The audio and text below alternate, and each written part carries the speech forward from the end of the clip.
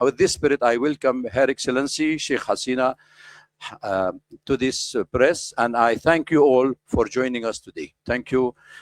Mr. Prakash Auditri will introduce our guest on the dais and online.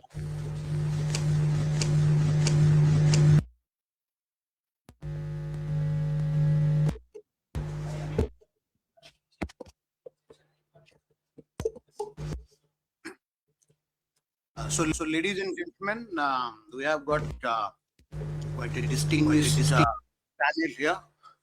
Some of them are here, and some of them will be joining us from abroad. Yeah. Is it okay? Yeah. So So let me introduce. To begin with, I'm introducing Engineer Muhammad Ali Siddiq. He's the General Secretary of Bangladesh Human Rights Judge, and he's based in USA. He's amidst us. Then we have Advocate Shah Muhammad Bakhtiar. He's the Director of Bangladesh Human Rights Watch. Then we have the famous cricketer. You all must be knowing him, Sheikh. He is the former member of Parliament, cricketer. He's joining us from Columbus. At the moment in Sri Lanka, he'll be joining us. Then from London, the former diplomat and security analyst, Mr. Aminul Haq Polash. So he will be joining us from London. Then Mr.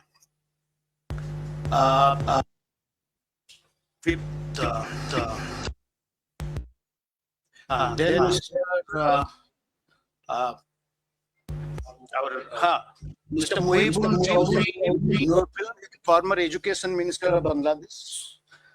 Then we have Mr. Abu Ubaiddin Arin, sitting next to me, writer and counter analyst. And then we have Mr. Sajib Wazir Joy, who is the former advisor to Prime Minister of Bangladesh. He is joining us from the United States.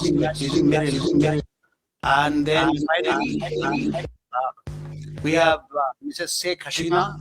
Doesn't need an introduction.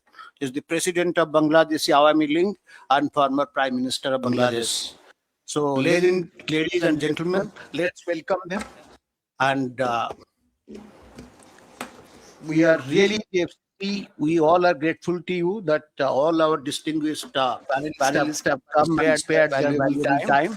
So, welcome once again to all of you. Thank you. Thank you, Mr. Prakash. Can I ask each speaker, please, to limit to the time 3 to 5 minutes, and we can start with Mr. Muhammad Ali Siddiq to speak, please.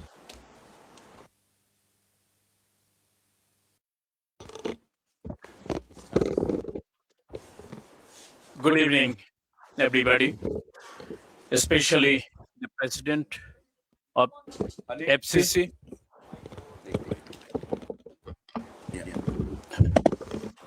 The President of FCC of South Asia, Dr. Wael Awad, organized and arranged this important and timely event to raise the voice what's going on right now. The beautiful country Bangladesh once was growing as an emerging country, economically, socially, viably. We are honored to be present here. The former Prime Minister Sheikh Hasina is the chief guest, and she will deliver her important speech over here regarding the second anniversary of the crucial, disastrous, dangerous day, 5th of August 2024.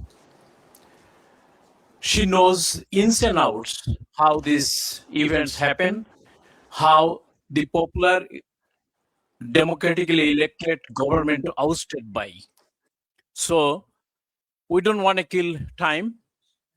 I traveled all the way from New York to Delhi. I would like to listen her.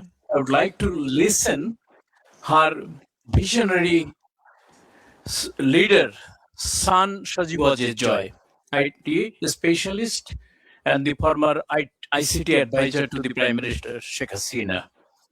I would like to conclude here, not to expand any more further. So I'm going to give my time to the chief guest. Thank you all. Thank you very much for giving me the opportunity. Thank you, Mr. Muhammad, for sticking to the time. That was very nice of you. Please, can I have Advocate Shah Muhammad Bakhtiyar? Before that, just one second. Netri, can you hear? Apa? Honorable Prime Minister, can you hear? I'm sorry, I couldn't. We can't hear you. She can hear. Can raise your hand. Just raise your hand. Yeah. Hello. Yeah, please go ahead. Well, thank you very much for sitting in this meeting. Good evening, So, everyone. Today is Honorable FCC Club President, and with FCC Club digital print media members. I am Advocate Shah Bakhtiyar. I am here. We are in Bangladesh right now, severe seeking in democracy problem. Since August 5th, 2024, Bangladesh has been undergoing period of democratic crisis. Dr. Yunus' occupation of the democratically elected government of Sheikh Hasina has caused nationwide crisis where the mob violence has resigned supreme. Law and order has been taken a back seat as the life of the many have been uprooted during this time. The Yunus administration did not follow the constitution and instead following their own rule as they use their power for the own benefit. The outright ban of the Awami League has not only disrupted in Bangladesh political scene, but ruined their human rights record as well. Political leaders have been wrongly killed and also thrown them into the jail without fair court trial. During his Dr. Yunus' 18-month ruling time, Bangladesh regressed as a nation economically. The growth in gross domestic product GDP decreased, causing unemployment to rise alongside the decrease in the law and order. Petty theft alongside other serious crime have been on the rise. To avoid taking responsibility for this, he hosted an election where the parties he picked were Jamaat and BNP. The parties they favor to him. Both parties would go on to form a government in 2025 following Yunus' method. Diplomatically, we request help in the restoring stability in Bangladesh. We request a fair trial for Sheikh Hasina has and proper election where the Awami League government can contest so that democracy can be restored in Bangladesh. Thank you. Thank you for all. Thank you very much. Also, can I have Saqib Al Hassan online, please? Can you hear us, Saqib? Bhai? If Saqib is there, Wait, one thing happened. He is currently playing in Sri Lanka, so he sent a message, voice message about it to me right away. He's playing the semi-final of Sri Lanka Premier League. I'm playing it. okay. Can we go live?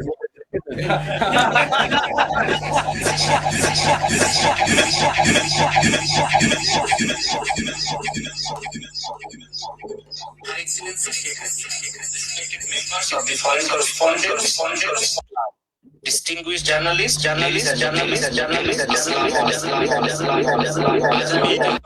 হিসাবে আপনাদের সামনে কথা বলতে চাই। August মাস আমাদের ইতিহাসের এক গভীর আবেগের মাস। এই মাসে আমরা শ্রদ্ধার সঙ্গে স্মরণ করি আমাদের জাতির ইতিহাসের এবং সেই সব মানুষ যাদের আত্মত্যাগের আমাদের একই সঙ্গে সাম্প্রতিক সময়ে আমাদের দেশে যে প্রাণহানি ও সহিংসতা ঘটেছে তা আমাদের সবার হৃদয়কে গভীরভাবে ব্যথিত করেছে। যারা প্রাণ হারিয়েছেন শিক্ষার্থী, সাধারণ মানুষ, আইন শৃঙ্খলা রক্ষাকারী বাহিনীর সদস্য কিংবা অন্য যে হোক না কেন, প্রতিটি জীবনই ছিল একটি পরিবারের সঙ্গে। একটি মায়ের সন্তান আমাদের দেশের অমূল্য সম্পদ। আমি তাদের সবার প্রতি গভীর শ্রদ্ধা পরিবারগুলোর প্রতি আন্তরিক সমবেদনা প্রকাশ করছি। যারা আহত হয়েছে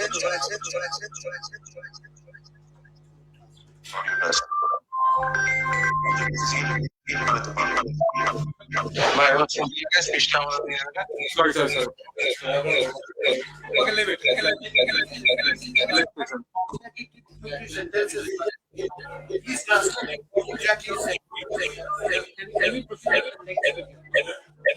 Okay, we will get the translation later on for those who are interested in the cricket to listen to it.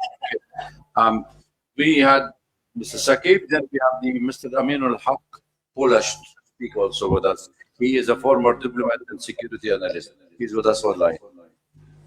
Hello, am I audible? Unmute your please. Yeah, it has been unmuted. Am I audible? Hello? Hello? Hello? Yeah, we can hear you. Okay, thank you. Good evening. My sincere thanks to the Foreign Correspondents Club of South Asia, the organizer, the journalist present here today, and all distinguished guests. I'm Aminul Haq Polash, a former intelligence officer and diplomat from Bangladesh. I speak from professional experience and from serious concern about the security direction of my country. The issue I want to address is not only a domestic political concern, but a regional security concern. Since 5th August 2024, Bangladesh has seen the renewed rise of terrorism and Islamist extremism. This poses a serious danger not only to Bangladesh, but also to South Asia. Anil. Hello? Hello?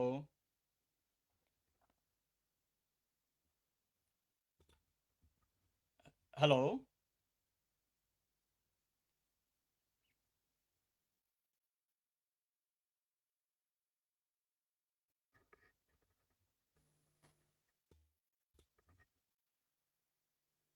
Mr. Polash, please speak. Okay. Am I audible now? Yeah. Yeah. So let me begin with the recent facts. On 24th July 2026, a powerful IED hidden inside an umbrella was found under the Motijil metro station. On 31st July, a pressure cooker bomb was recovered near a tea stall in Ashulia Shavar. On 1st August, bomb-like objects were reported near Mirpur 10 and Farmgate metro station. And just days before, on 3rd August, a bomb kept in a bag exploded in Borishal, severely injured 3 people. These are not isolated incidents. They are early warning signs. An IED doesn't appear by accident. It requires knowledge, materials, testing, delivery, target selection, and logistical support. When such incidents appear in different parts of the country with increasing regularity, it shows that extremist actors have developed both capability and network. The authorities remain in denial. There has been no visible action against the networks behind these incidents, no meaningful arrest, and no serious public explanation. The Home Ministry has categorically rejected the presence of militancy in Bangladesh, even as warning signs continue to appear on the ground. Bangladesh has seen this denial before. Immediately after the BNP Jamaat alliance came to power in 2001, extremist procession appeared across the country chanting, Bangla will be Afghan, we will be Taliban. When the notorious JMB terrorist Bangla Bhai emerged, the government dismissed him as a media creation. That denial gave militant networks the space to organize and expand. The consequences were severe. In 2005, JMB carried out coordinated bomb attack across 63 districts of Bangladesh. On 21st August 2004, grenades were thrown at Awami League rally to assassinate Sheikh Hasina and eliminate the party leadership, killing 24 people and injuring more than 300. The 10-truck arms haul showed how Bangladesh was used as a route for weapons intended for insurgent networks in the region. Even a foreign diplomat was not spared. British Ambassador, High Commissioner Anwar Chaudhuri was attacked at Shahjalal's shrine in Sylhet. So when the current authorities deny the return of militancy, I don't hear the reassurance. I hear history repeating itself. The important question is this. Anil, connect me, please. The I have to important stop you here. I'm sorry. We have a problem. We have a problem with your audio. Apologies for everybody. We will continue with the program until we fix your audio, please. Just bear it with us, okay? Because we have other. We will come back to you. May I ask Abu Ubaida Arin to speak, please?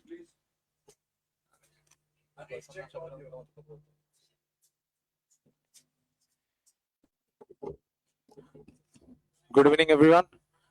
Present over here today. Thanks for joining us today. And special thanks to everyone who is broadcasting in Bangladesh, despite of government's technocratic, electronic, dictatorial statement of not letting our Prime Minister, the former Prime Minister of Bangladesh, our party president,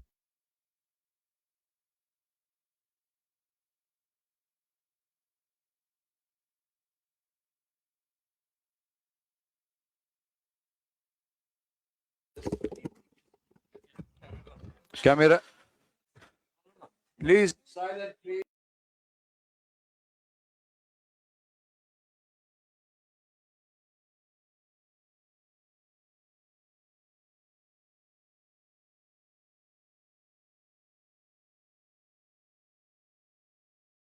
of a vision, and we believed in the vision so deeply that we carried her to a landslide victory, and she did not forget that promise. She took a country that ranked number 1 in corruption and built it into one of the fastest growing economy on earth. She found a nation beat by bare khamba or lamppost without wire and electricity, and built it with wireless innovations. She found a nation where trust funds and foreign aid were looted, where 10% commission to however is a must thing to get a tender or any kind of business in Bangladesh. And she created, from that nation, she created Padma Bridge with our own money. Okay, thank you. She never stopped building for the youth, not once. And late today, she sits in exile because of a conspiracy meticulously designed to turn the youth against her, to use the youth, the very generation she built for as instruments and dismantle the future. Look at where we stand now. The ranking of Bangladeshi passport is at the lowest point in memory. Our youth cannot travel abroad even for their studies. Inside the country, more than 2 lakh, I repeat the number 2 lakh, students are unable to join their institution, along with more than 3,000 professors, due to having the ideology of progressive Bangladesh, the ideology that Bangabandhu Sheikh Mujibur Rahman gave us. They can't join because supporting Bangladesh Student League. This is going on in Bangladesh. I would like I'll invite you all to see the condition of the students, what they are going through, their family, and apart from their family, kindly look at the professors and their family. So I also want to remind you one more thing about the police killing. Today is 5th of August, just 2026, 2 years of ouster of our government. 2 years before this day, they celebrated as their victory. But I don't treat this as their victory. This day is especially dedicated to the police, because more than 3,200 police officers were killed in 5th of August 2020 during the July-August terror. And in 5th of August 2024, you can see police's body are hanging upside down in different flyovers. This is not acceptable. Bangladesh police was the first police force who stood beside us during the War of Independence. The first police force who stood beside us for that. They are now facing the consequences. I also want to raise one more concern. Bangladesh authority has recently taken a decision to issue passport to all Rohingya without any kind of verification and proper recording. This this will become a global security threat. You can understand the ARSA and RSA, RSO, they are highly getting trained within the border with the help of Bangladesh military also. Soon they will export terrorism all over the world. You can see in Malaysia, more than 36 terrorists are exported from Bangladesh. This is a matter of concern.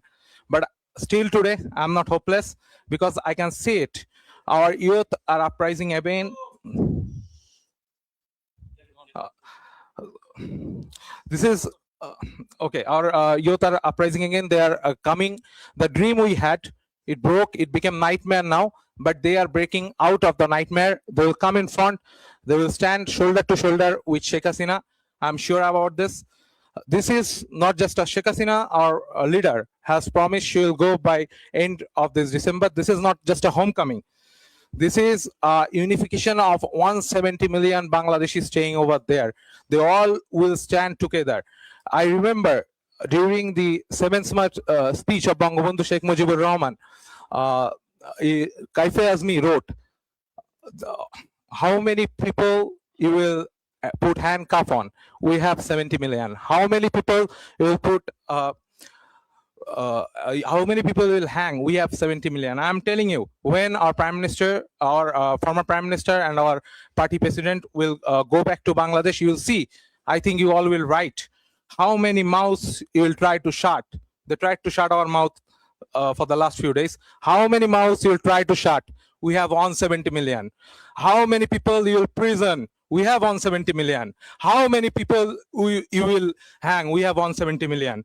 One homecoming will unite all 170 million Bangladeshi all over Bangladesh, and they all will stand shoulder to shoulder with Sheikh Hasina. Joy Bangla, Joy Bangabandhu, Joy to Deshratna Sheikh Hasina. Thank you. Thank you very much. I would request Anil. Okay. Anil. Can't you hear me? Anil? Mike, Anil. Okay. Okay. Can you hear me now? Okay, Anil, I would like that portion of yours to be quiet in that side, please. I want quietness. I don't want disturbance. Now we are reaching to a very crucial moment. Please be quiet, okay? So now I will call Mr. Mohibul Hassan Chaudhry, Mohibul Chaudhry Nofal, former minister, please to address the gathering. Thank you. Thank you. Distinguished guests, journalists, Honorable President of Foreign Correspondents Club, thank you for the opportunity to address today's esteemed gathering. Today, while we appear before you in New Delhi, our hearts are with the people of Bangladesh. Our leader, President of Bangladesh Awami League, who has served the nation as Prime Minister for 20 years in 4 terms, will address this event. Ladies and gentlemen, today marks 2 years since the violent ouster of our government in Bangladesh. And many of you are aware, a lot has happened over the last 2 years and the months leading to August 2024. When the uprising against our government began, our young people were told violent ouster of a government will lead to a discrimination-free Bangladesh. Instead, the past 2 years have left our country deeply divided and in a state of anarchy and chaos. Hope had been replaced with hate. Dreams have turned into nightmares. Prosperity have been replaced with poverty. Justice have been replaced with revenge. Ladies and gentlemen, today, through our leaders' address and presence, we urge our citizens, we cannot continue on this divisive and destructive path. It is time we chase unity over division, harmony over hatred, dialogue over confrontation, and justice guided by rule of law, not revenge. Ladies and gentlemen, today, across Bangladesh, millions of our citizens are struggling with high inflation and unemployment. Opportunities for young people are shrinking Violence against women and children, journalists, lawyers, business people, and ethnic and religious minorities continue unabated. Anarchy and chaos rule society, not politics. It is, and this must change. Too much has been lost, too many lives are affected. We, as a political party, believe democracy and economy to thrive, an inclusive political polity must be established. It is in that spirit our leader Sheikh Hasina has expressed her desire to return to Bangladesh. Her and our party's objective is not to seek revenge, but fair justice and harmony. We seek a Bangladesh where political differences are resolved through democratic dialogue, where every citizen will enjoy rights under the law.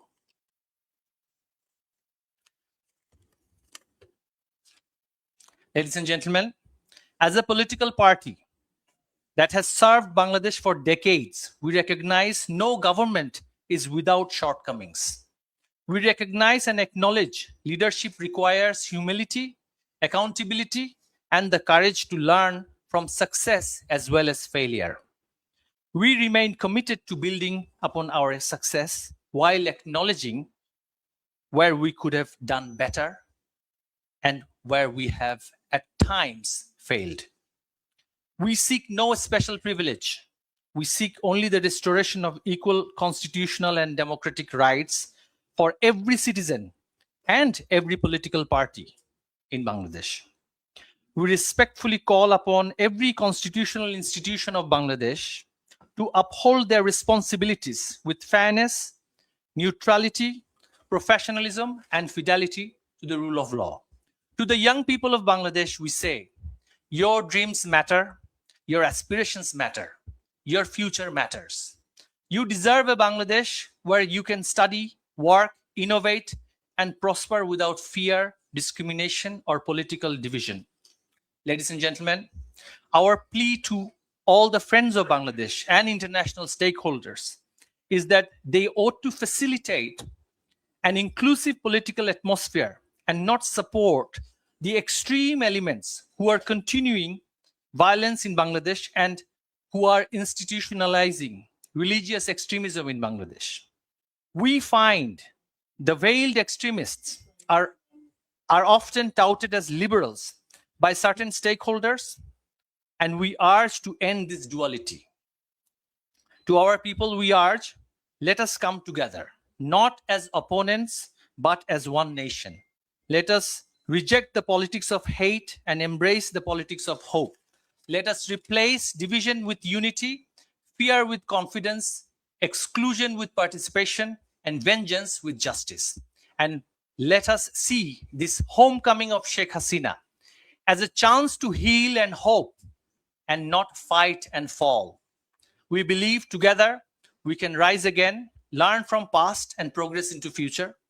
But if we don't now, if we don't, grave and worse future awaits us. We cannot let Bangladesh become a failed state. If the extremists and the fanatics are pampered and patronized, this future generation shall suffer for perpetuity. May we stand and heal together and defeat the dark forces. Joy Bangla, Joy Bangabandhu. Thank you very much for your point of view. And I would request Mr. Aminul Haq, Polish, if you are still with us, if you can come for 2 minutes only, please. Just 2 minutes, but slow if you can. Otherwise, I have to go to the second speaker. Please, thank you. Am I audible? Yeah, am I audible now? Hello? Hello? Hello? We can hear you. Okay, so let me wrap up in this way. So there are several current incidents that indicate that like Islamic terrorists and the militants are directly active in the field. Still, government is denying the fact, and it doesn't start overnight. It starts right after 5th August 2024. militant leaders has been bailed and released. They came to the public sphere. They have become active again. The Yunus regime didn't take any sort of initiative to tackle that tackle that terrorism issues. And that is still going on. So I urge to international community so that they can come forward to look into the issue, because terrorism never confined into a national border. If Bangladesh, the terrorism cell active that much that are currently visible in the field, so that will impact not only Bangladesh, but also our regional security, as well as the Bay of Bengal, our maritime road, our business, investment, everything. So my urge to the international community and the journalists to look into the issue, because Bangladeshi media is not speaking in line, and the authority is in denial mode about the resurgence of militancy in Bangladesh that we successfully combat in 16 years of Awami League government under the leadership of Sheikh Hasina. Government is planning to dissolve like CTTC, ATU. They are the fundamental backbone of countering terrorism. So these things are happening in Bangladesh. We need international community attention in this matter. Thank you so much. Thanks for having me.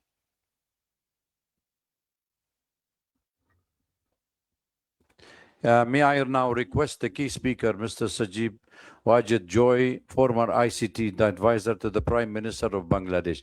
Please speak slow and soft so we can hear you all. Thank you. Thank you very much, Dr. Awad, for the kind introduction.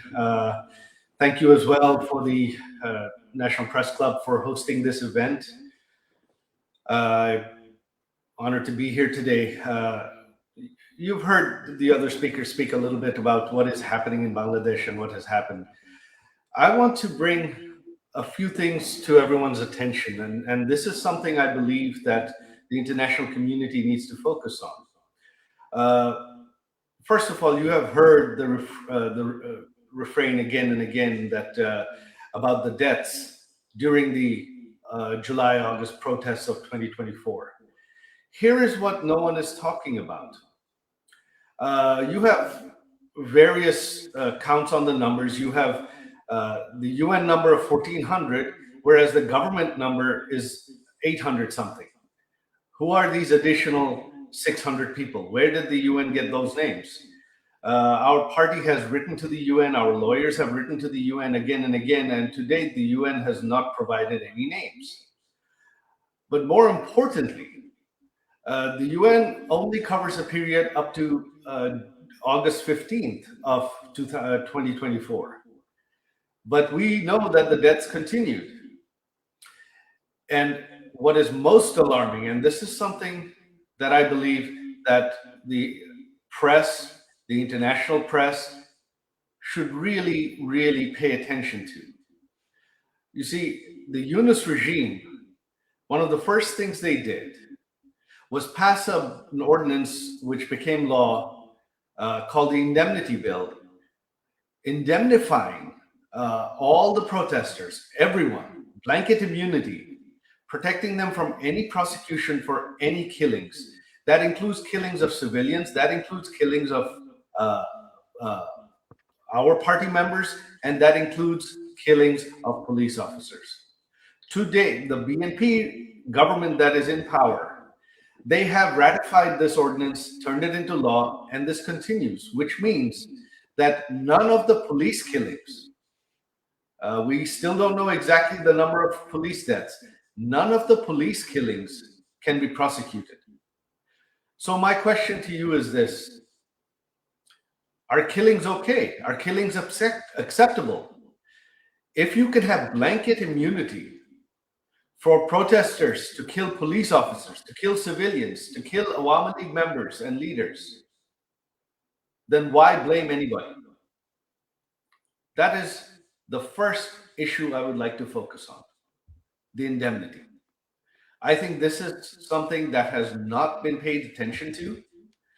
This is unprecedented. How can you have blanket legal protection for killings by anyone, especially killings of police officers? This is unprecedented. This is completely against all human rights, against all norms of decency. Secondly, what you have had since August of 2024, you have had thousands, tens of thousands of people behind bars, which are all now, on one hand, most of them, many of them are Awami League members and leaders. Most of them are being held without any trial, without any due process, without any bail. Many of them are elderly, in their 80s. Their health is failing. Many of them have died in police custody. Not only that, killings in police custody have continued. We have documented them. We have put them up on our websites, on our Facebook pages, full list of names, exactly when, which prison they died, under whose custody. Most of them were young.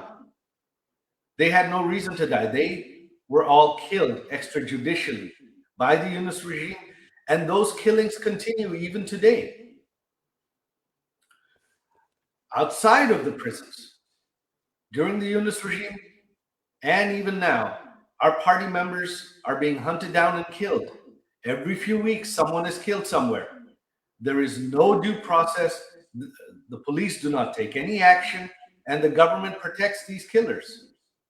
So political killing in Bangladesh since August of 2024 has been legalized. This is Bangladesh today.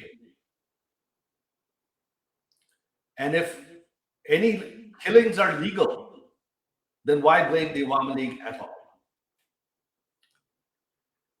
And finally, since 2024, not only Awami League members and leaders that have been behind bars, but anyone sympathetic to the Awami League. This includes journalists and businessmen, especially journalists, editors, owners of newspapers and television channels who were seen as pro-Awami League, have been behind bars for over 2 years now. You are the press club. Imagine if half of you, your members, your journalists, your editors, your media owners were held behind bars without bail, without due process, without charges, without trial for an indefinite period of time. Can that be imagined in any country? Is that possible in any country? Is that legal in any way? That is a gross, gross violation of human rights, of freedom of speech. And this is something I believe that should certainly alarm the international media community. This is what's happening in Bangladesh. So Bangladesh today is a failed state. It's not a failing state. It is a failed state. There is no human rights. There is no freedom of speech. Even prior to this event, intelligence services went to the headquarters and offices of every major media outlet, every major newspaper, and instructed them clearly not to rebroadcast this event, not just to rebroadcast this event, but not to provide any coverage from any international media on this event. They're not allowed to share links from foreign media on their websites. Any journalists that were seen as still sympathetic to our government or against this government, many of them were fired even in the last couple of days. This is what's happening in Bangladesh. And what is the future? What does the future hold? There is no law and order. There is no constitution in Bangladesh today. What should concern India most is Bangladesh has become another Pakistan on India's eastern side. You have another Pakistan today on your eastern front. Foreign intelligence services, especially ISI, has an open hand. Militants, hundreds of convicted terrorists that our Awami League government arrested and convicted and put behind bars, have been released from prison. Hizb ut-Tahrir marches openly. Al-Qaeda operatives speak at public rallies. This is what is happening in Bangladesh. And this does not portend well for India and the world at large. In the future, the next set of terrorists globally are going to be coming from Bangladesh, unless this is stopped now. And where it has to begin is from the media, especially you in India. You are the world's largest democracy. Your media has reach. You cannot take this as a sensational story only when something sensational, headline-worthy happens. This is something you have to cover every day. This is something that you have to raise international awareness of. If you raise it, the international media will pick it up. If the international media covers it, it will come to the attention of international leaders. That is what needs to be done. If that is not done, then Bangladesh's future is bleak. India's future security is bleak. As to what the future holds, who knows? But right now, this is the future. The Constitution doesn't exist. Even if we hope that in 4 years there will be an election in Bangladesh, who knows what form it'll take. The BNP, running unopposed, has a 2/3 majority. They can amend the Constitution however they want and ensure that the elections are set up just like the Yunus regime did, so that the BNP wins. What you have now is not justice. You've heard our former Minister Naufel talk about this. What is happening is not justice. What is happening is political exclusion of the opposition, of the largest political party in Bangladesh, in order to grab and hold on to power. That is what is happening in Bangladesh. This is democratic and electoral manipulation. That is all it is. The BNP knows that the Awami League is allowed to speak freely.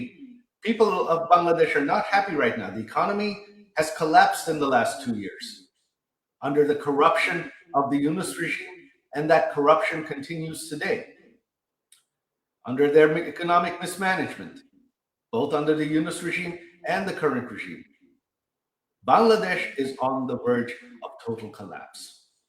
In a few more years, the economy will have collapsed and Bangladesh will turn into a rogue state. The time to act is now. And I urge you, the place to start is in the media. We need you to bring the world's attention to this. With that, I conclude my speech. Thank you very much. Thank you very much, Dr. Awad and the National Press Club for hosting us. Joy Bangla.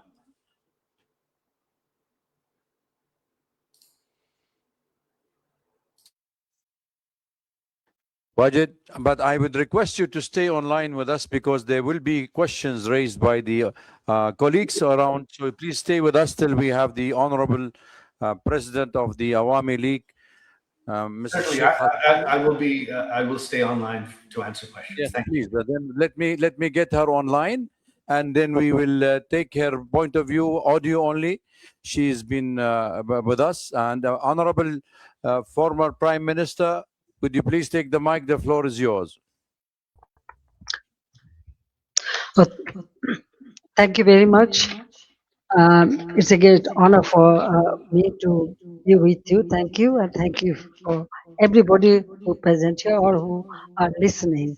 Distinguished journalists, members of the Foreign Correspondents Club of South Asia, respected guests, friends of Bangladesh, ladies and gentlemen, Assalamu alaikum. I thank the Foreign Correspondents Club of South Asia for giving me the opportunity to speak to you. I also thank the journalists who continue to follow events in Bangladesh with seriousness and courage. Journalism has a duty to seek truth, especially when power tries to hide it. In difficult moments of history, that duty becomes even more important. Today, I speak not only as someone who had the honor of serving Bangladesh 5 times as a Prime Minister, but also as the daughter of the father of the nation, Bangabandhu Sheikh Mujibur Rahman. I speak as someone who has spent her life with the people of Bangladesh. I was forced away from my country, but I was never separated from my people. Before I speak about the present crisis, I pay my deepest homage to the father of the nation, Bangabandhu Sheikh Mujibur Rahman, to the Saline national leaders, and to the 3 million martyrs of our war of liberation. I also remember with profound grief and members of my own family whom I lost on 15th August 1975.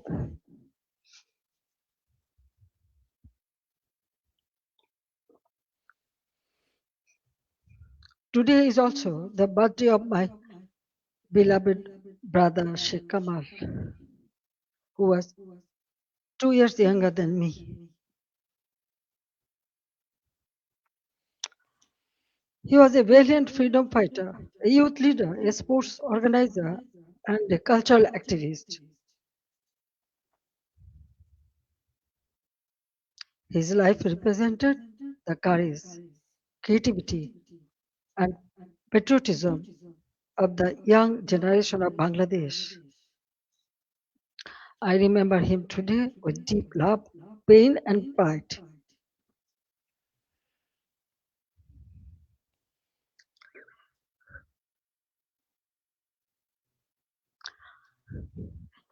Ladies and gentlemen, for the last 2 years, I've watched my beloved Bangladesh suffer.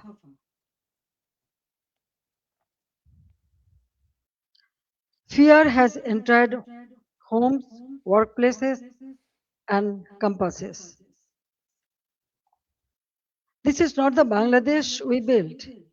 This is not the Bangladesh for which 3 million people sacrificed their lives in 1971.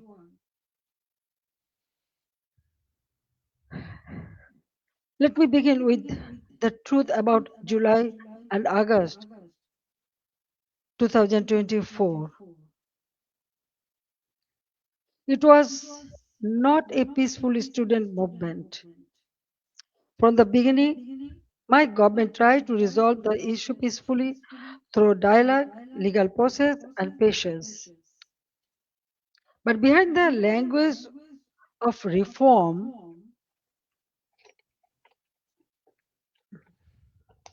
organized groups were working to turn students' demand into violent political instrument.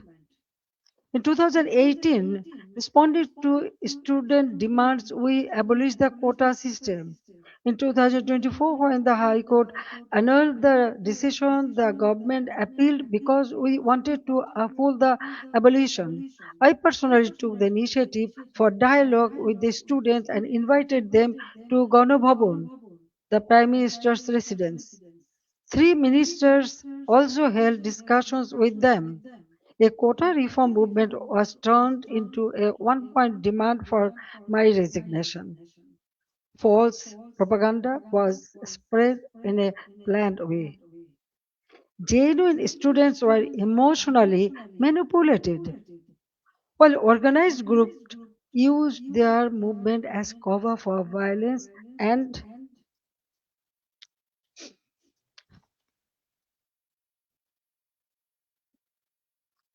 violence and regime change. Muhammad Yunus himself said this was a meticulously designed movement led by a mastermind. His own words expose the truth. It was not simply a spontaneous student protest. There was no visible or responsible leadership. Instructions were given invisibly. It was organized, directed, and used to create a path to power outside the ballot box. From July 15th, the character of the movement changed. Killings, arson, attacks, and looting began. State property was destroyed. Bangladesh television was attacked and set on fire. So was different buildings like Shetu Bhavan, the Directorate General of Health Services, the EPI vaccination program building, Farmgate Metro Rail Station, flyover, Mohakali Elevator Expressway, science research facilities, the Disaster Management Office, a national database center, a COVID-19 special hospital, Bangladesh Medical University, residential hotels, industrial facilities, businesses, prisons, and including Noshingdi and other district jails were attacked, vandalized, or burned. All the terrorists, criminals were released. Awami League offices were vandalized across the country. Leaders and workers were attacked and killed. Homes of ministers and senior figures associated with my government were looted and burned. The media was also targeted. Nearly 50 media center, private television stations, and newspaper offices were attacked or set on fire. Journalists were killed. Law enforcement agencies came under organized attack. Police, Sepai, the other officers were killed and their bodies were hung from flyover. Around 460 police stations were outposted or set on fire, and in some, personnel were trapped inside buildings and burnt alive. Weapons were looted. Officers were beaten to death. According to persecuted police members, at least 3,000 personnel were killed, attacked, tortured, or subjected to serious violence. So, I ask a simple question. In such a situation, what is the duty of law enforcement? When police stations are burned, government buildings are attacked, public infrastructure is destroyed, officers are killed, and weapons are looted, does the state have no duty to protect life and property? In every country, law enforcement has a responsibility to protect citizens, state institutions, and their own lives. This is not a crime. That is the duty entrusted to them by law.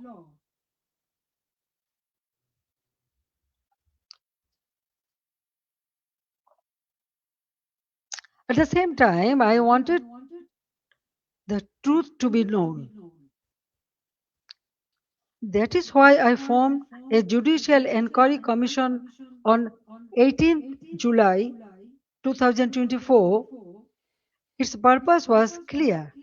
Every casualty had to be investigated. Every incident of violence had to be examined, and every family deserved to know the truth.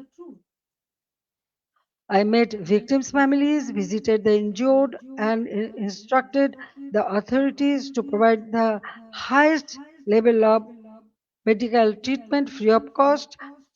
And on 1st August, I strengthened the inquiry into a three-member commission so that the investigation would be credible and comprehensive.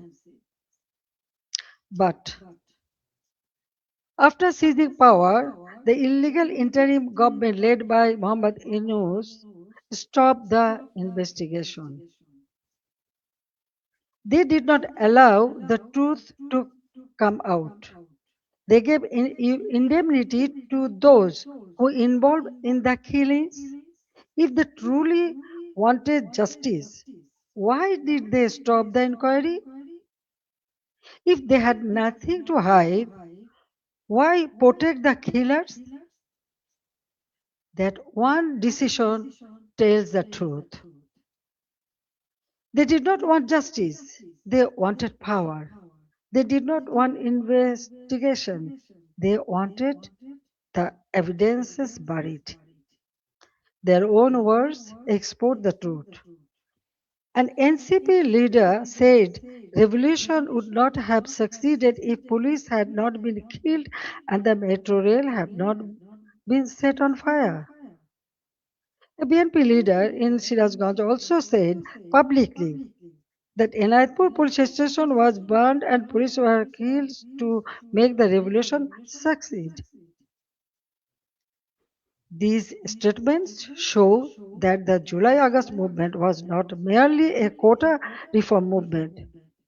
It became a coordinated assault on constitutional order driven by hidden instruction, organized violence, and propaganda. The conspiracy did not end on 5th August. After 5th August, violence became a campaign of political persecution. The killing that began on 16 July with the murder of Shobuz Ali, a Dhaka college student and student league activist, has not stopped. Awami League leaders and workers are being killed, disappeared, arrested, driven from their homes, and buried under false cases. At least 10,000 have been killed or disappeared. Around 650,000 have been arrested over the last 2 years. Around 3,500 cases have been filed, namely nearly 450,000 leaders, workers, and supporters are accused. More than 1 million others have been listed as unnamed accused. Against me, more than 600 cases has been filed. Women activists of Satru League, student organization, youth league, other affiliated organizations are facing abuse, humiliation, torture in custody. Many leaders and workers have also died in prison amid documented accounts of torture, denial of medical treatment, deprivation of food, negligence, and denial of basic rights. The persecution is not limited to the Awami League members of only. The member of minority community, judges, lawyers, intellectuals, cultural figures, journalists, professionals, workers, even rickshaw pullers, farmers, ordinary citizens have been attacked, arrested, or accused in murder cases. No one who stands for the spirit of the liberation war is safe. Symbols and memorials of our liberation war have been destroyed. Freedom fighters have been humiliated with garland of shoes. The historic residence of Bangabandhu Sheikh Mujibur Rahman, the Bangabandhu Memorial Museum at Dhanmondi 32 has been attacked and demolished in phases. This is not random violence. This is an attempt to erase the spirit of the liberation war from Bangladesh. Muhammad Yunus himself spoke of pressing a reset button to whip away the country's previous history. They want to erase the liberation war, they want to erase Bangabandhu, they want to rewrite Bangladesh against the foundation on which it was born. Convicted war criminals have been released, militants and top terrorists have been freed. Even after a staged election brought the BNP to power, the situation did not change. Bangladesh remains a grip of fear, terror, repression, economic hardship, and deep insecurity. Now, look at the condition of the country. The progress we built has been destroyed, and ordinary people are paying the price. GDP growth has fallen to 2.22% compared with 6.80% during the Awami League government. Industrial production has fallen sharply. For the first time in 54 years, the industrial sector has faced negative growth. Defaulted loan in the banking sector have reportedly risen from 13% to 47%. Poverty has increased from 18.60% to 46.8%. Investment has turned negative. Job creation has collapsed. More than 2 crore people have newly fallen into unemployment. Over 500 industrial factories have closed. More than half of industrialists and business owners are either in prison or forced into hiding. The government is running by borrowing 700 to 900 crore taka from banks every day. Project costs have been increased by 50% to 250%. At the same time, militancy is rising. Women and children are facing torture, rape, humiliation. And ordinary people no longer feel secure in their own lives. Extortion, murder, kidnapping have become regular features of daily life. These are not just numbers or isolated incidents.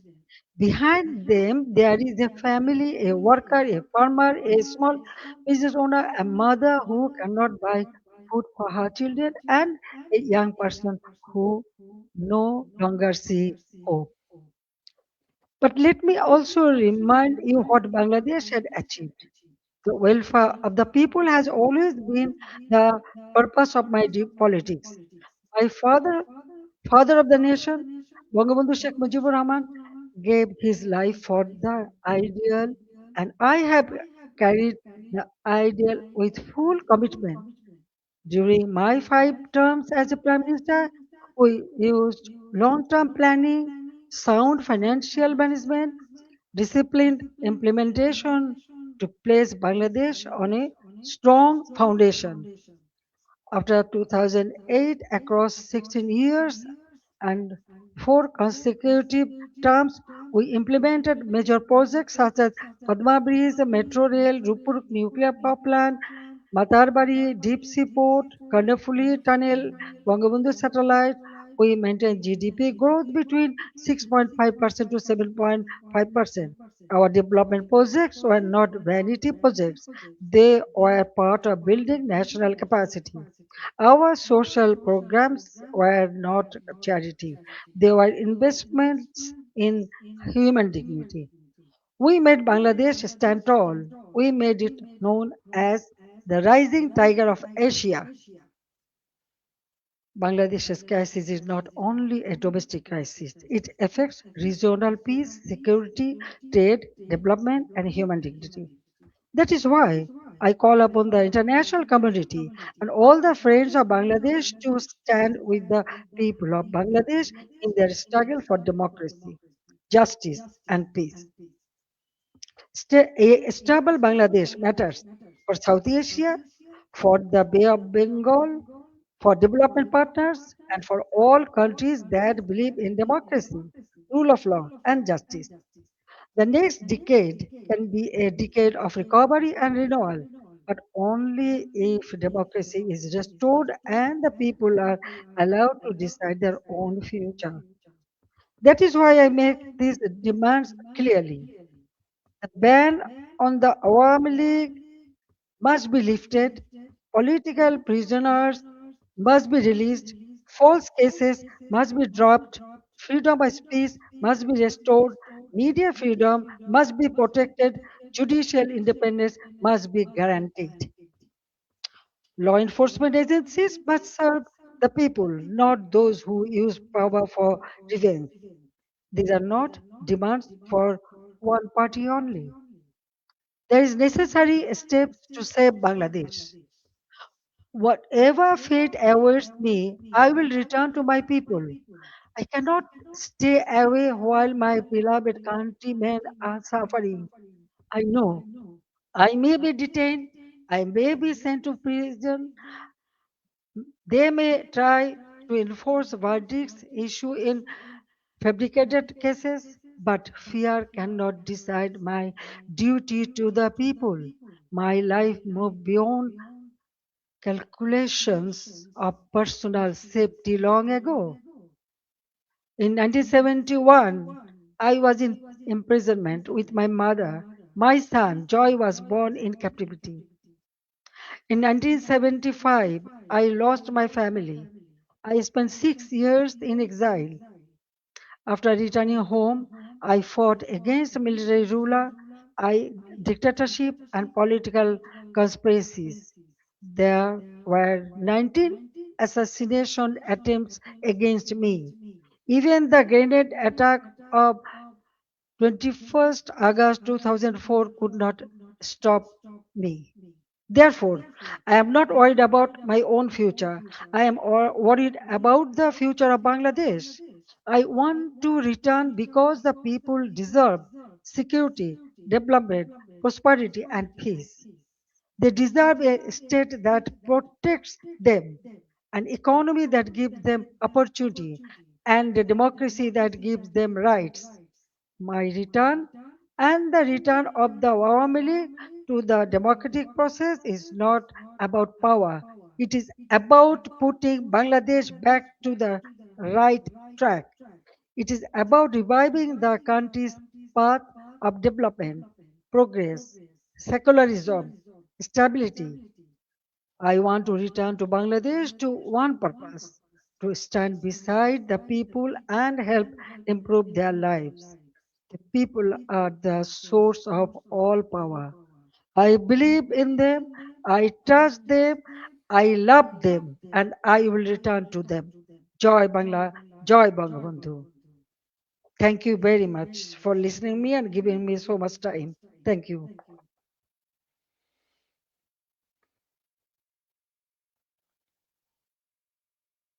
For side input, and I would request you please to take a couple of questions from our colleagues before you go, and then we can direct the question to some other people. Venkat, please. I'll give. Just give me Venkat. Wait for the mic, and we'll give priority to our members. Then I'll give you. Just let me just. Thank you.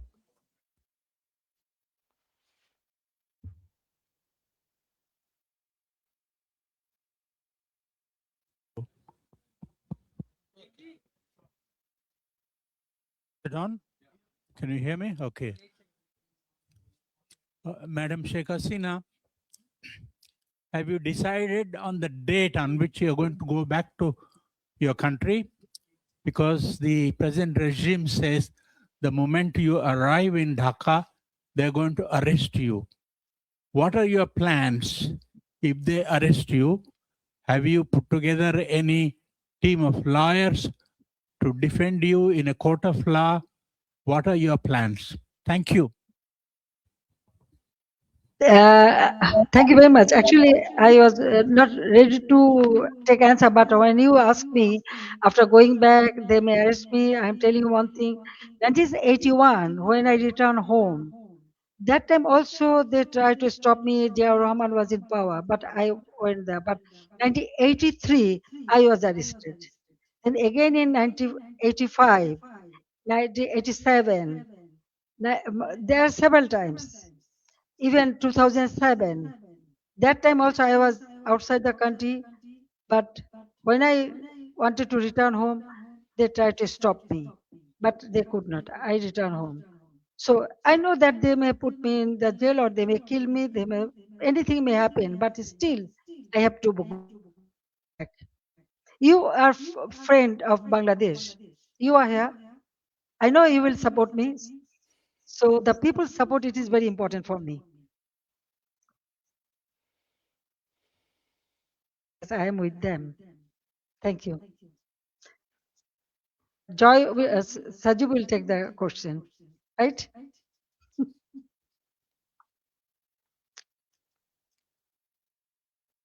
I hope Madam Hasina can answer this question. Sajib is a US citizen. The US ambassador to India has recently visited Bangladesh and expressed his confidence in Mr. Tariq Rahman's leadership. And Sajib is, of course, I'm aware that you have dual citizenship, Bangladesh as well as the US. But how do you view the US ambassador's remarks and his support also offering further deepening of trade relations with Bangladesh? And also, you said, Sajib, that Bangladesh runs the danger of becoming another Pakistan. But you are aware that one of the two countries, the country of domicile, the United States, under President Trump, has a particularly close relationship to Pakistan and is now building one with Bangladesh. So should Madam Hasina return, how do you intend to, where do you see the future of relations with the United States? Thank you. Thank you for your question. Look, the United States has its own goals. Yes, this is. I'm a dual citizen. What Ambassador Gore's remarks, they are simply diplomatic remarks. Those are standard things any diplomat is going to say, and the current U.S. administration, their focus is on trade. They are not focused on democracy, human rights, any of that. Their focus is to increase trade with the U.S. No matter what. So that is what the policy this administration is continuing. However, as you are very familiar, in the U.S., it is a very democratic country. The government changes, policies change completely, and the U.S. has close relations with Pakistan now, but a few years ago they didn't. So this can all change very quickly.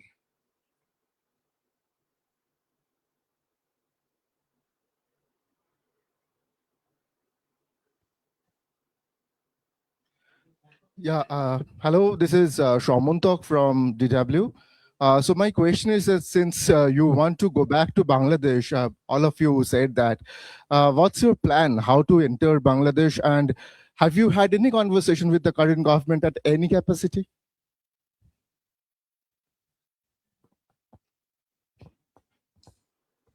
I think my mother wants me to answer that as well.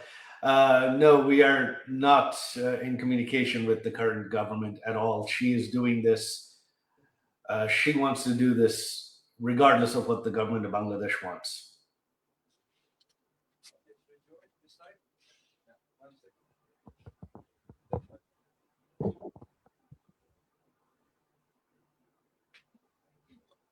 Good evening. My question is, the Sheikh Hasina has been in India for 2 years, roughly. And how has her stay been? Has she been in touch with the government of India and its officials? And the fact that she's keen to go back, is this something the government of India is aware of? And how does the government feel? Because the Prime Minister of India in the past has said that Sheikh Hasina is my sister. Well, obviously, the fact that she wants to go back has made international headlines, so I'm sure there isn't anyone in India who is not aware.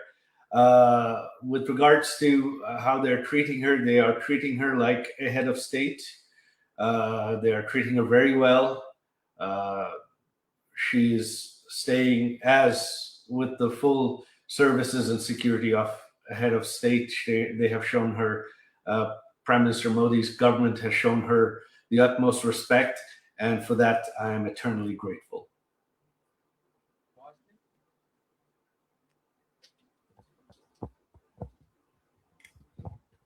This is Hasini Heather from The Hindu. I wanted to ask former Prime Minister Sheikh Hasina did really detail what happened in those 2 months. However, there has been one demand that we've heard from the protesters, from the students, in Dhaka quite often. Did she regret the violence? Does she regret killings of protesters there? Does she feel sorry about what happened eventually and the events that led up to her coming to India at that time? Look, this question of regret and apologies has been raised, but you see, the Yunus regime and the BNP regime has continued what I mentioned in my speech: immunity, indemnity. So they have indemnified killings. They have legalized killings. The killings of police officers, the killings of civilians, the killings of Awami League members. So in this situation, and you have heard my mother express that this was a violent situation. So if one set of killings is legal, then how does the question of apology arise? Why does it arise? You can't have both. You can't have one set of killings being legal and another set someone has to apologize for.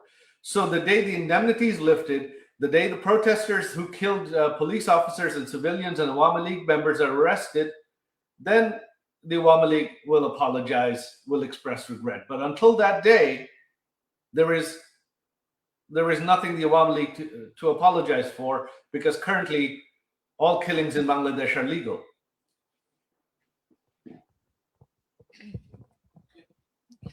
My name is Sultana Rahman. I'm from Bangla News Network. Honorable former Prime Minister, আপনাকে সালাম. Maybe I'm the only journalist from Bangladesh here. I'm really excited and emotional too. It's a great opportunity to ask you a question. That is, you know, the basic foundation of Bangladesh is under threat. That is our liberation war. Many people, hundreds of thousands of people, they are concerned, they are dying, but still they are sad.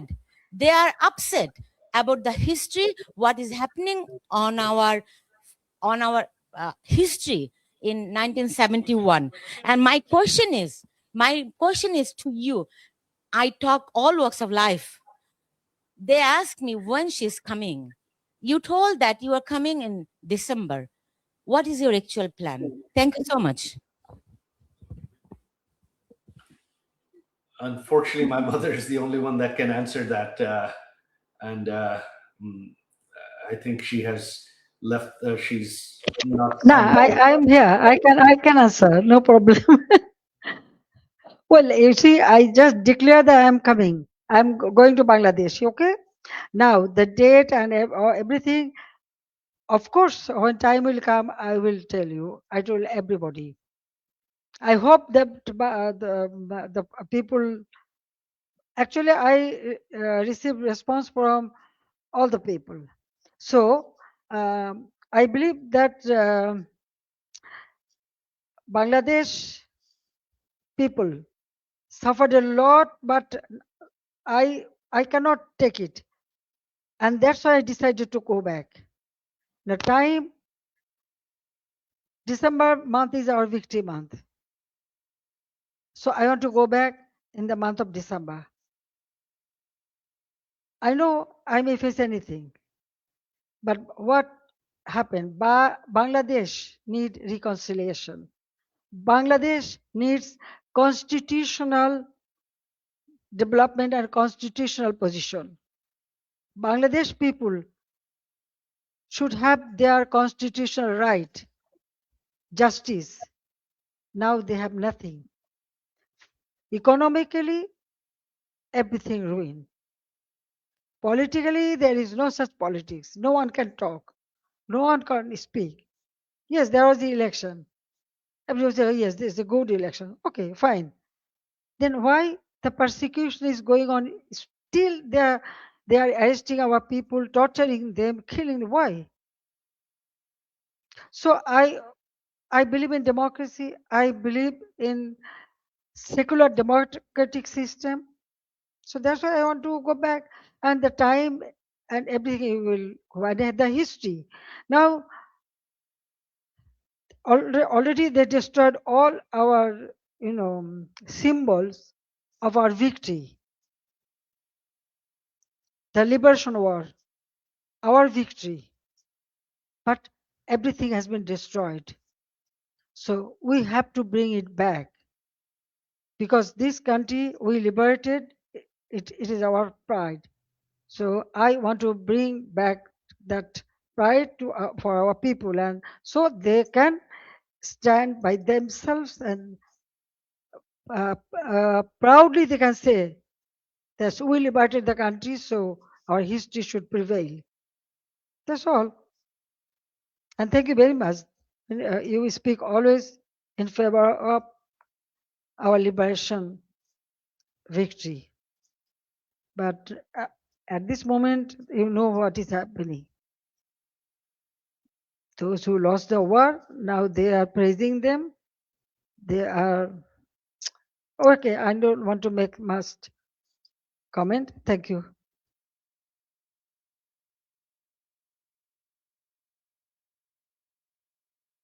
TV, you had given us an interview where you first revealed that you will be going back to your homeland in December this year. But I also want to communicate. Your son just said that there's no communication happening with the government. But would you want some kind of a back channel with the government before you revisit and return to your homeland, or would you want some kind of a mediation to happen from any neutral party or any neutral country? I ask this especially because today and yesterday, the Bangladesh government has put a blanket ban on your speeches and statements. So how would you intend to now communicate with your own people back in Bangladesh? Thank you very much. India is our friendly country. Anytime Bangladesh is in a disastrous position, India always stand behind them, and they give shelter every time. 1971, then 75, and still. Now, government to government relationship, that is different. But India always has been a great friend, and I know they will remain that.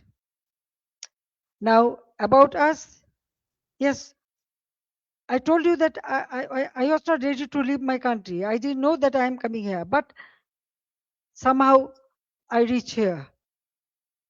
One day, perhaps it will be another. How I am, because all our people, they brought me here.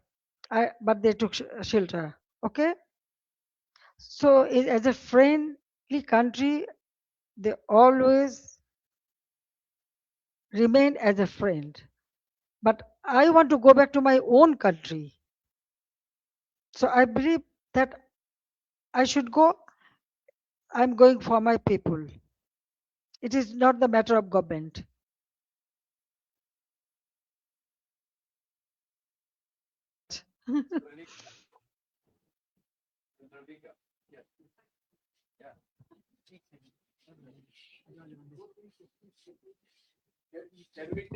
Check. Let's take 2-3 questions at one time. Madam is still with us. That will make it easy for all of us. I try to accommodate everybody, but please make it short. No need for any observation. Just short question. No, Please. I'm telling you one thing. I can see so many hands.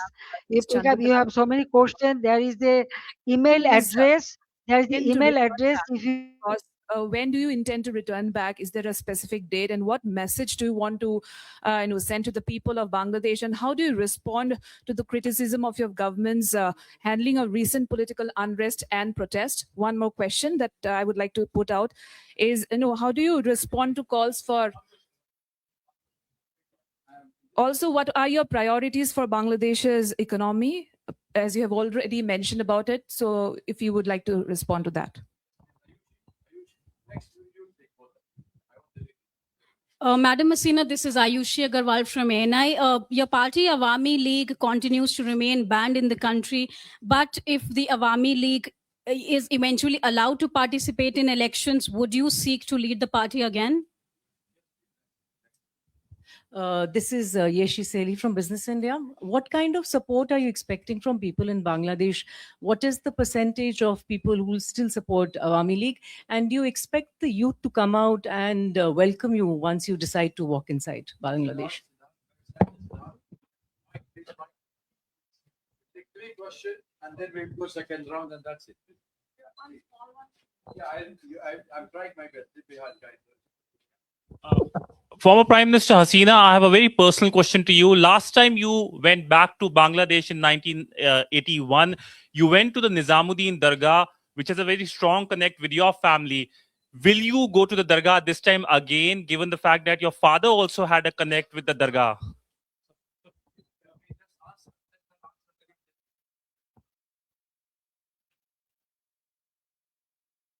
Yes, ma'am, please.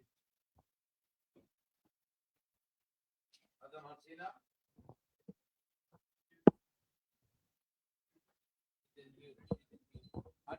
Unmute yourself.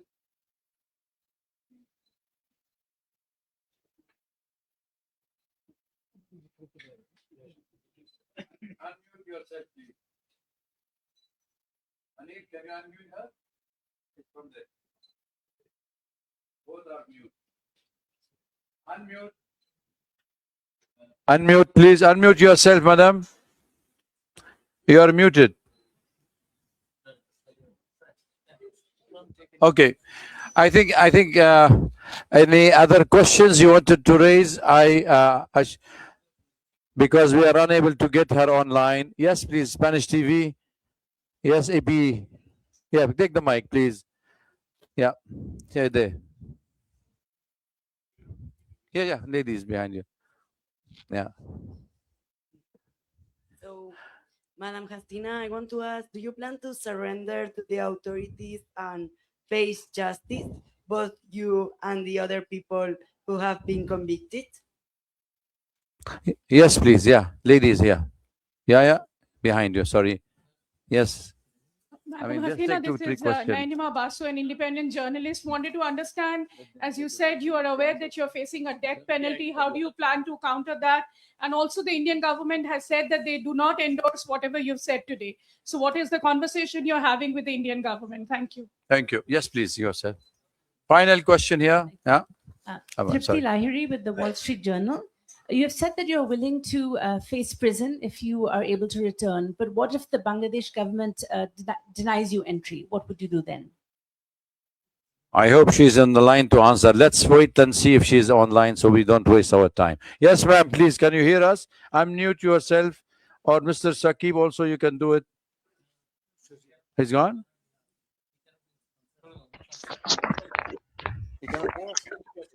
Well, Yeah.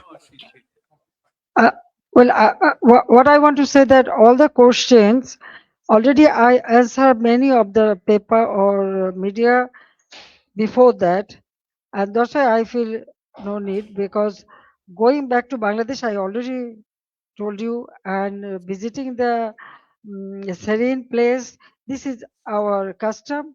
Definitely, usually we do it. So Nizamani Aule or any place we can go, we can visit. That's the one thing. Another thing is that most of the question I think already I have answered you in the past in the media. Now the government, what government will do, it is their matter. I have decided to go, I will go, and when time will come, you will be able to know everything. Okay. Now I think I have there is an email address. If you have more question, you can send it there. Then you will get your answer. So I don't want to take much of time. So Okay. thank you very much. Thank you again Thank you. for arranging all this an event. It's a wonderful place, and all of them are present here. I thank you very much for giving me this opportunity to talk Thank to you, you. madam. It's very nice Thank to talk to you. you. Yeah. Thank you for having you with us today. It was an honorable meeting, and we all enjoyed. And I'm sure that we will wish you, all of us, praying for your safe return home and goodwill for Bangladesh. I just wanted, before we end the session, to ask the minister, former Minister Muhammad Ali As-Siddiq, to acknowledge the presence of some of the Bangladeshi leaders among the audience. Please, could you please?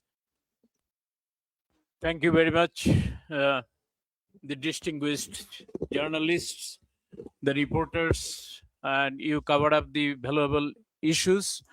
Today, from all the way to Europe, our all European, Awami League President, Muhammad Nazrul Islam is here, I would like to recognize him. No, I have another person, Dr. Pradeep Ranjan Kaur from New York, from all the way. He presents here. Huh? And, you know, we want all sorts of your assistance and help to go back to Honorable Prime Minister to Bangladesh, restore the democracy and human rights. Thank you very much. Thank you very please much, send us the everybody, for questions in the email. coming. We'll be answering. Our former Prime Minister and the President of Bangladesh Awami League will be answering all the questions through the email. Please, I think we have circulated the email, so please get in touch. Thank you, Arun. I think we all welcome you all for tea and coffee and snacks. Join us. And if you want to take any bite separately from the distinguished guest, feel free to question and ask them. Thank you for being here. It's difficult to control. Bye.